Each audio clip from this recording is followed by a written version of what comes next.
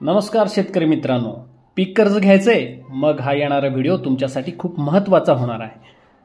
तर आता पहा, आपल्याला 2 लाखापर्यंतचं पीक कर्ज आता तारणाशिवाय मिळणार आहे। वेळेवर हप्ता भरल्यास रुपये 5 लाख पर्यंतच्या कर्जावर सरकार 3% व्याज परतावा देते आणि व्याज फक्त 4% लागणार आहे।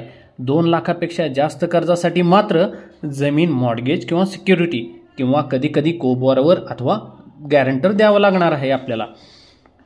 त्यानंतर आपण आता काही कागदपत्र पाहूया। यासाठी लागणारी Aadhaar card, PAN card, 2 passport size photo, 7/12 उतारा, पिकाच्या तपशिला सहित असला पाहिजे आणि कोणत्याही बोजाविना असला पाहिजे आणि जर बोजा असेल तर त्याचा फेरफार घेऊन जायला विसरू नका।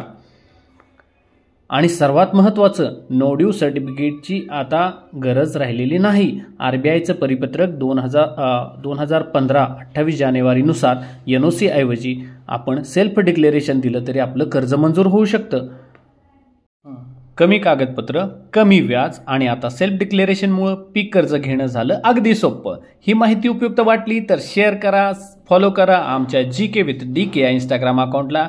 आणि जर तुम्ही हा व्हिडिओ यूट्यूबवर पाहत असाल तर आमच्या GK with DK या चॅनलला सबस्क्राईब करायला विसरू नका। धन्यवाद।